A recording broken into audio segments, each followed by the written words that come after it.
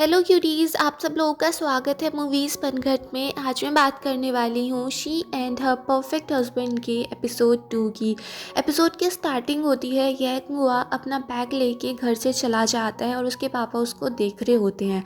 फिर वो अपनी वाइफ से कहते हैं कि हमने शायद अच्छा नहीं किया, हमने कुछ ज़्यादा ही कर दिया उसको घर से निकाल के, क्या पता वो कभी वापस ही नहीं आया। तो यंगुआ की मॉम कहती हैं अगर वो वापस नहीं आएगा तो कहाँ जाएगा, बचपन से लेके आज तक वो घर में ही तो रहा है, बाहर बाहर उसका कहीं जाना था नहीं। उसके फ्रेंड्स मुझे सारे के सारे पता है, इतने सारे भी नहीं है कि जिनके वो घर जा सके, कि कहीं ज़्यादा दूर तो जाएगा नहीं है, पास में जो होटल है उसी में चला गया होगा। और ऐसे ही दिखाते हैं टेंगुआ उसी होटल के बाहर खड़ा होता है। येंगुआ होटल में तो चला जाता है बट उससे ढंग से रहा नहीं जाता, उसको कोई भी चीज़ पसंद नहीं आ रही थी। नेक्स्ट मॉर्निंग दिखाते हैं टैंग हुई क्विंची को लेकर योगा सेंटर में जाती है, जिस योगा सेंटर में मिस लैन आया करती थी। टैंग हुई क्विंची से कहती है कि लीड आई की वजह से मैं इतना बड़ा क्लाइंट नहीं खो सकती, हमें धीरे धीरे करके मिस लैन को अप्रोच करना होगा। क्विंची टैंग हुई से पूछ ही लेती है कि आप इतना ज़्यादा ऑब्सेस्ड क्यों हो मिस लैन से, हमें ये नहीं मिली तो कोई और क्लाइंट मिल जाएगा। पर टैंग हुई उसको बताती है कि उसकी शादी होने से पहले उसके हस्बैंड जिन की एक गर्लफ्रेंड थी, उनका काफ़ी 6-7 सालों से उनकी रिलेशनशिप भी अच्छी चल रही थी, बट उसके पेरेंट्स चाहते नहीं थे कि जिन उससे शादी करे। तो जब मेरी उससे शादी हुई उससे पहले ही उन दोनों का ब्रेकअप हो गया था। जिनकी वो गर्लफ्रेंड काफ़ी ज़्यादा अमीर थी, अगर जिन ने उससे शादी कर ली होती तो आज उसकी भी नेटवर्थ बहुत ज़्यादा होती। और अभी वो क्लास रियूनियन में गया था तो वो लड़की मिली, उसका हस्बैंड भी बहुत अमीर आदमी है। तो मैं भी यही चाहती हूँ कि मैं कुछ ऐसा करूँ जिससे मेरे हस्बैंड की भी नेटवर्थ बहुत ज़्यादा हो जाए, इसीलिए मैं इस महंगे क्लाइंट के पीछे हूँ कि अगर हमें ये मिल जाए तो हमारा प्रॉफिट बहुत ज़्यादा हो जाएगा। टैंग हुई को लगता था कि उससे शादी करके जिन ने काफ़ी ज़्यादा लॉस कर दिया है, तो इसीलिए वो अपने हस्बैंड का काफ़ी ज़्यादा फ़ायदा कराना चाह रही थी।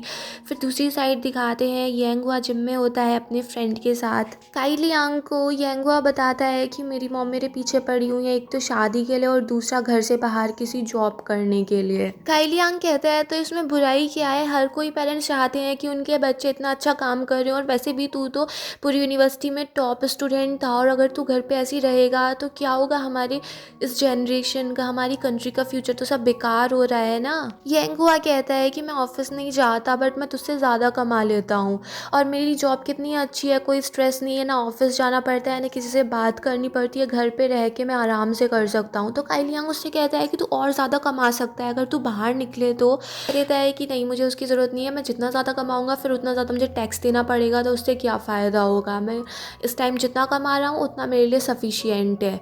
काई लियांग उसे शादी की बात करने लगता है कि तू शादी तो कर सकता है ना फिर। बट येंगुआ कहता है कि शादी करने से भी मतलब क्या है, आजकल डिवोर्स इतना ज़्यादा हो रहा है। दूसरी साइड टैंग हुई मिस लैन से पूछती है कि आप कहाँ हो, तो उनको पता चलता है कि मिस लैन तो किसी बिजनेस ट्रिप पे गई हैं और उनके एसोसिएशन अब उनकी नीज जाओ डैनपिंग की संभाल रही है। तो वो कह देती हैं कि अब तुम्हें जो भी बात करनी है सब डैनपिंग से ही कर लिया करना। जिम में दिखाते हैं काई लियांग येंगहुआ को काफ़ी अच्छे से समझाने की कोशिश करता है कि ये सब चीज़ें ठीक हैं, और उसको बोल देता है कि ये सब के लिए झूठ भी बोल सकते हैं हम, अगर तुझे अपनी फ्रीडम चाहिए तो तुझे उसके लिए अपने पेरेंट्स से झूठ बोलना पड़ेगा। फिर येंगहुआ को लगता है कि क्वींशी ने भी तो यही काम किया है, उसने अपने कैरियर में आगे बढ़ने के लिए शादी वाला झूठ बोला है, तो वो इसी बारे में सोच रहा होता है। तो काई लियांग भी उसको यही समझा रहा होता है कि ऐसा करना बिल्कुल ठीक है। येंगहुआ कह देता है कि झूठ बोलना कभी भी किसी काम के लिए ठीक नहीं हो सकता है, ऐसे तो दुनिया में सारी फेयरनेस ही खत्म हो जाएगी, ऐसा हमें बिल्कुल नहीं करना चाहिए। फिर दिखाते हैं वूफी जब ऑफिस आती है तो उसको पता चलता है कि क्वींशी ने उसको कुछ काम दे रखा है और वो काम करने लग जाती है। तभी वहाँ पे लॉयर ली टाई आ जाती है और वो वूफी को कुछ काम करने के लिए दे देती है अपने केस से रिलेटेड। बट वूफी कह देती है कि अभी मुझे क्वींशी ने काम दिया हुआ है और मैं उनकी लीगल असिस्टेंट हूँ, तो पहले मुझे उनका टास्क करना पड़ेगा, फिर मैं आपका वाला टास्क कर दूँगी। तो ली टाई वो वाला काम किसी दूसरे को पकड़ा देती है और वहाँ से थोड़ी ऐसी करके चली जाती है। तभी वहाँ पे एक दूसरी लेडी वूफी को समझाती है कि जो तूने किया वो अच्छा नहीं किया। हमारी इस लॉ फर्म में जितने भी लीगल असिस्टेंट हैं वो ऐसे किसी के लिए स्पेसिफिक रूप से काम नहीं करते हैं, वो सबके लिए काम करते हैं। और अब तुमने मिस ली को गुस्सा कर दिया, और तुम्हें पता है मिस ली और क्वींशी के बीच में कैसी रिलेशनशिप है, वो दोनों एक दूसरे को फूटी आँख तक नहीं सुहाती हैं, उन दोनों में बहुत ज़्यादा कॉम्पिटिशन चलता है। तो अब मिस ली तुमसे बहुत गुस्सा हो चुकी हैं। वूफी कहती है मुझे तो इस बारे में कुछ पता ही नहीं था। फिर दिखाते हैं क्विंची ने अपने सारे एम्प्लॉयज़ को बुलाया था ज़ाओ डैनपिंग के इन्फॉर्मेशन के लिए, और वहाँ पे वो वूफी से पूछती है कि तुमने अभी तक क्या क्या ढूंढा। वूफी जो इन्फॉर्मेशन बता रही थी वो सब बहुत ही नॉर्मल सी थी।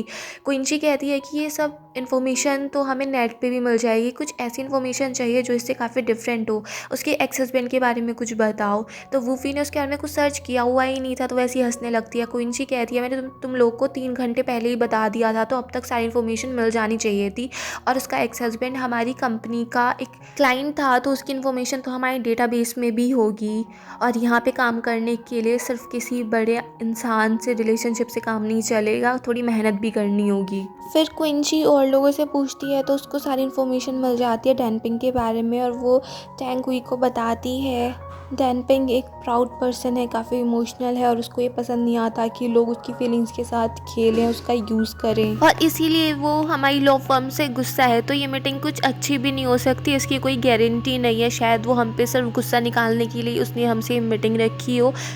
टैंग हुई कहती है कि अब जो होगा देखा जाएगा, बस तुम अच्छे से परफॉर्म करना। फिर दिखाते हैं डैनपिंग वहाँ पे आ जाती है। टैंग हुई उससे कहती है कि मुझे अभी पता चला आपके हस्बैंड के साइड से हमारी फर्म ने केस लड़ा था, और सॉरी कि हमारी वजह से आपको इतने सारे पैसे गंवाने पड़े। पर डैनपिंग उनकी बातों को कोई ढंग से जवाब नहीं देती, और वो कहती है कि तुम लोग मेरे बारे में इतनी चिंता क्यों कर रहे हो, राइवल के बारे में किसी की कोई इतनी चिंता करता है क्या?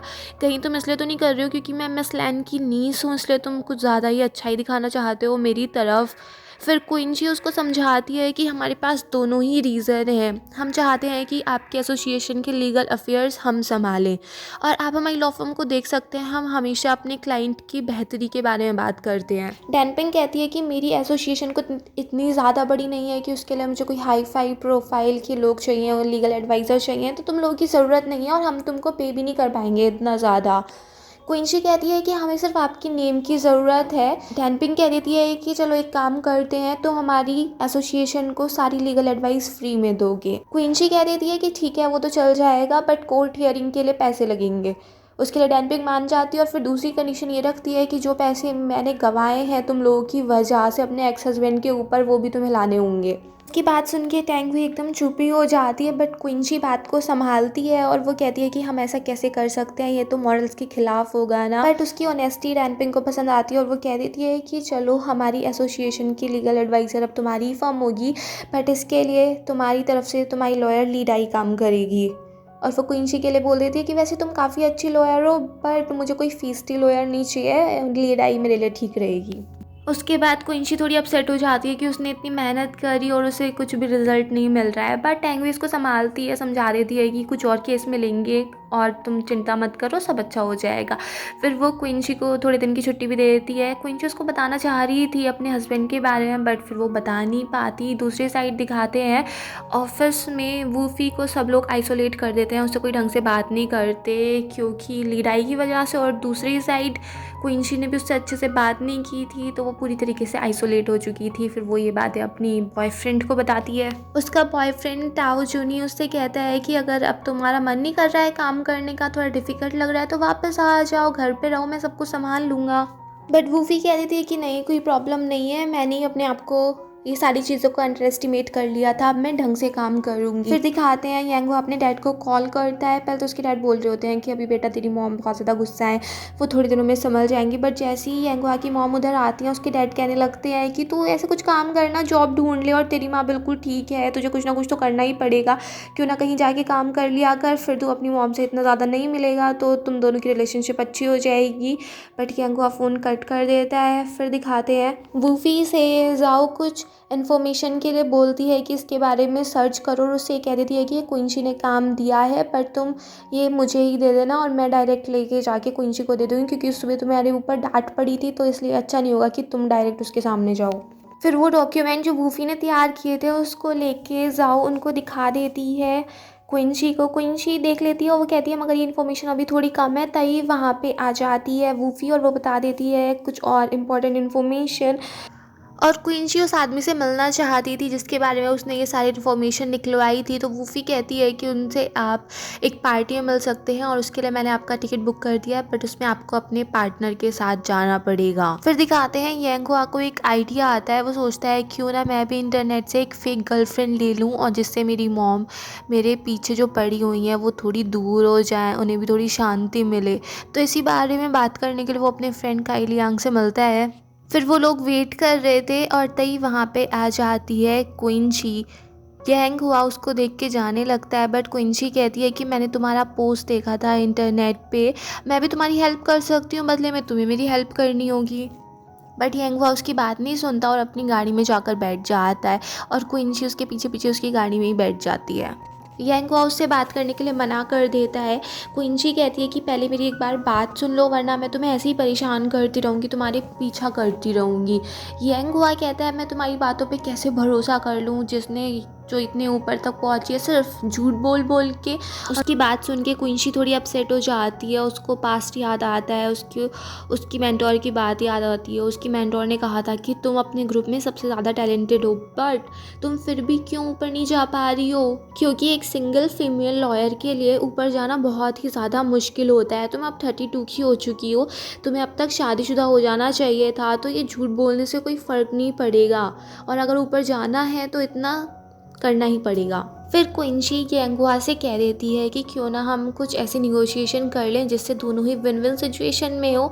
और यहीं पे एपिसोड फिनिश हो जाता है। अगर आपको ये पसंद आया हो तो प्लीज़ मेरे चैनल को सब्सक्राइब करें, लाइक करें, शेयर करें, कमेंट्स करें, and bye bye till next video.